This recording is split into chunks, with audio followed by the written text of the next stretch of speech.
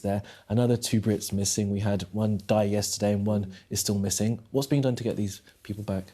So the Foreign Office obviously is working very closely with those in Ukraine, both to make sure that the identification is correct, and indeed to work with local authorities and to support families here.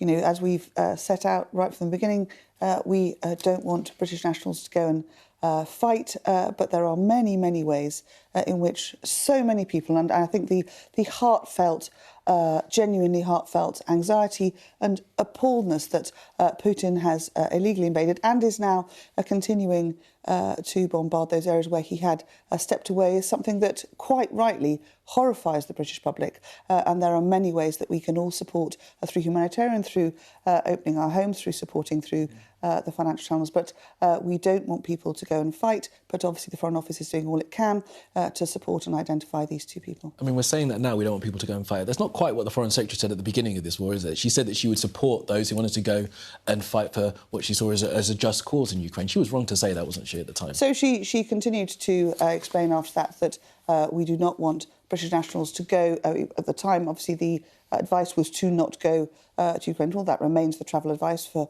obvious reasons, because it's a war zone. And we want to make sure that people can show their support, their solidarity for Ukrainians and for the battle that those extraordinary people are doing to fight for the freedom of their country through all those other ways. And it is extraordinary how generous the British people are being, both with their own homes, with their money, with their time to support the Ukrainian families. And just a thought then on that British support for Ukrainians coming here, that scheme is still not working as well as it should, is it, at the moment? There are still massive problems and bureaucracy in Ukrainians arriving. So the process has been slow, and Lord Harrington is working literally day in, day out, night and day with his team to make it flow. I think we've had nearly 75,000 visas now granted. I've had 2 families arrive last weekend into my constituency who've been welcomed. It's been so touching, welcomed by the whole community, I mean, in a sense of warmth and affection, and there are more from their own community who will be coming. But we want to make sure that all those who are coming will be going to a safe place. So local councils have been asked to obviously go and check the homes that have been offered. And we don't want anyone to be found in a difficult environment where they might be put under any kind of stresses. So we want to make sure that it's rigorous and that visa system is working. It has been cumbersome, but Lord Harrington is absolutely focused on it. And anyone who is watching, who is keen to be generous with their home, please do be in touch with your MP if you feel that the process is getting stuck somewhere. I mean, cumbersome is one way to put it. Is this a problem with civil servants not being in the office? No, this is a process because it was set out, as I say, whilst we are, one of the most generous countries in wanting to welcome people in, and the Home Secretary has set this out a number of times. We want to make sure that we are both bringing people who will be very traumatised and very vulnerable into safe places. So the councils have been asked to do a number of checks to make sure that the homes are indeed ones where they can be safe, and also making sure that these refugee routes are not going to be abused by those who wish to come into the UK and do our citizens harm. Absolutely right. Well, let's leave Ukraine there for a moment. We must talk about what's happening in Westminster at the moment. Your colleague, Suella Braverman, described a minority of your colleagues as animals for the way they behave in Parliament. Do you agree? So I think all of us as women in Parliament have been subjected to inappropriate language, to wandering hands. It's how my granny used to call it. It doesn't change. The vast majority of the men I work with are delightful. They're committed parliamentarians. They're passionate about the causes they fight. But there are a few for whom too much drink, or indeed a sort of a view that somehow being elected makes them God's gift to women, that they can suddenly please themselves. That is never okay. That kind of behaviour, disrespect for women, and indeed some of the the younger women who are not parliamentarians, who are part of our parliamentary family, that is never okay. It's never okay anywhere. It's not okay in Westminster either. And we have had a number of ways to help women now share their anxiety, the experiences they've had, following on from the Me Too campaign a few years ago. We have now started to make frameworks that ensure that women can speak up, but it's still, I think, not as good as it can be. Fundamentally, if you're a bloke, keep your hands in your pockets and behave as you would if you had your daughter in the room. You'd hope that they would, but you set up that scheme 5 years ago, after Me Too. It's not doing what it should be doing, is it? This is still happening. So, no, it is doing the people can refer and indeed... Yeah, but it's not deterring the men from behaving in the way that they have. There is an interesting question, what is the relevant deterrent that would ensure that minority, and it is a minority of men who think it's OK to behave inappropriately, would feel the pain. And that's losing the whip? A number of times that has been used, and I see that Liam Byrne was... formally chastised this week for bullying, another entirely inappropriate way of behaving in the workplace or anywhere. I mean, these are just, ways of behaving that are not acceptable. And those of us who have, public roles of responsibility, and we are indeed, should be demonstrating what good behaviour and leadership looks like, need to make sure that we are all doing that. So I am very firm. I'm very comfortable calling out anybody who thinks that their wandering hands are OK, and I have done it a number of times over the years. So people doing that to me, and I will always encourage women to feel empowered to say so publicly. But that's difficult for those who are younger and where that power difference is very real. So we continue to champion them. I absolutely. I hope there is a place for them to come forward, and I hope they feel confident that they can do that. But what's more than wandering hands is this is a guy who perhaps was watching porn more than once in the House of Commons. I mean, that is disgraceful behaviour. He should be sacked. Well, I mean, it's just completely unacceptable to be, A, why has he got the time? B, why does he think that's OK? What you do in the privacy of your own home as an adult is a different issue. So why has he still got the whip? And why don't I haven't had a chance, actually, to speak to colleagues. I've been out and about. But I think the issue is there, and the grievances committee system is now in place. And I know that the Speaker is very focused on getting to this issue, and I haven't been able to talk to anyone this week to do it, but it is completely unacceptable. Anne-Marie Trevelyan, you know that the Chief Whip knows this person's name. I'm sure that senior members in the party know who he is. He was reported by 2 of your colleagues. He's still got the whip. We don't know who he is.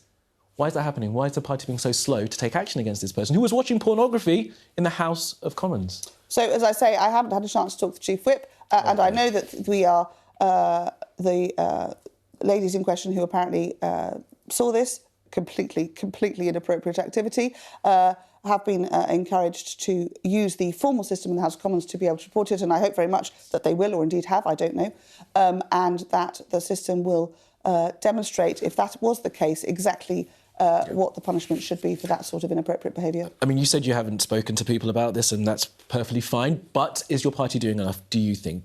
Should more be done? I'm very, very confident the Chief Whip, I'm a great fan of Chris Heaton-Harris's, will follow both working with Parliament and parliamentary processes to make sure that that is both robust and provides the support to the women in question, and that he will take a decision that is appropriate when it's right to do so. I mean, you mentioned the behaviour at the beginning, you mentioned this idea of wandering hands. It's much more than that, it's much more serious in many instances, let's be clear about that. But you also mentioned the drink culture, boozing at Westminster. Now, people watching this will be amazed that parliamentarians can go and have a drink and then perhaps go back to work, go and have a debate, speak with other colleagues. Do you think it's time to ban alcohol in the House of Commons? Because it seems to be a real problem in enabling people to behave in terrible ways. So again, for most people, that isn't the case. We do have, when we have long sittings, when a Monday, in my world, starts at 8 a.m. with meetings, and if we're not voting till 10, it's a long day. So I will, I am fed by the House of Commons several times during the day. We have canteens we can go to, and in the evening, if there is a pause, there's nothing wrong with, having a drink with your colleagues, a chance to catch up and discuss, matters of the day. It's those who, abuse and find the drinking culture too strong. That is not OK, and that's something that has improved a great deal. When you talk to those who've been in Parliament for much longer than the vast majority have, the culture was a much heavier drinking culture than it was. But that sense of responsible drinking, which we advocate, and I would advocate to my kids and to anyone else, is something that we want to see throughout the place. And that's what we need to work on 100%. At every level. And responsible drinking is one thing, but, we don't allow people to drink and drive, because most of us won't drink and drive, but some people do, so that's why we ban it. Now, people in Parliament are drinking and behaving badly. Shouldn't we ban booze in Parliament? People can go round to the Red Lion up the road and go for have a drink if they're waiting. But that's not quite the same, is it? It's on-site, isn't it? And it's probably heavily subsidised as well. Not particularly, no.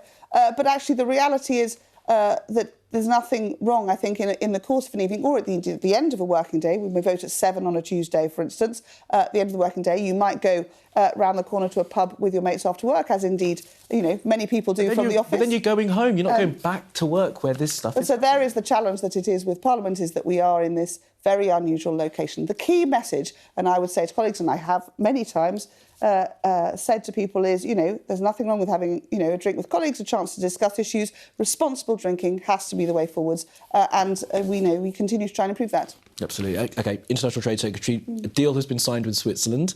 We're able to do that deal, but we still can't get Brexit done. What's going on there? So we have, obviously, our trade and cooperation agreement with the EU, and that is all signed and sealed, and we continue now to work in the new environment, which is the UK as an independent trading nation. And we're also now able to build those trade deals as a result of being out of the EU with nations across the world. So we're working on a trade deal with India, which will be a huge opportunity for British businesses, with the CPTPP, which is a great Indo-Pacific group of market of £8 billion.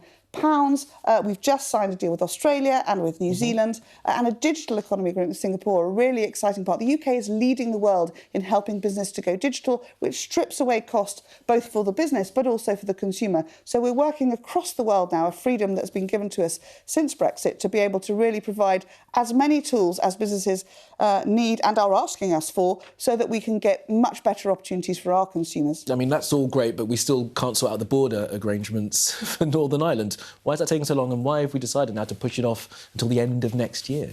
So as the Brexit Opportunities Minister set out, we want to make sure that those inward flows coming into the UK continue to be smooth. The discussions continue. They're led by the FCDO on how to try and ensure that those trade diversion issues that we've seen in Northern Ireland... Is it a cost issue?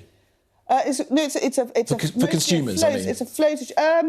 So what the idea of opening borders and ensuring that trade flow is that trade is there. So Northern Ireland businesses have been seeing trade diversion. It's a concern that they have. So the FCDO continues to have discussions with the EU to find the right ways to try and reduce those problems and to make sure that trade can flow as well as it can. Because it could make things more expensive for consumers, the situation that's there on the border. So we want to continue to make sure that we both have those flows that are unencumbered and that it works really well for businesses, and, of course, at the end of the line is the consumer. So more friction can bring more costs. So we continue to work with the EU to find the best solutions for that. OK, I think we finally got there at the end. It may be a bit more expensive, but we're not saying that Brexit's going to make things more expensive, of course.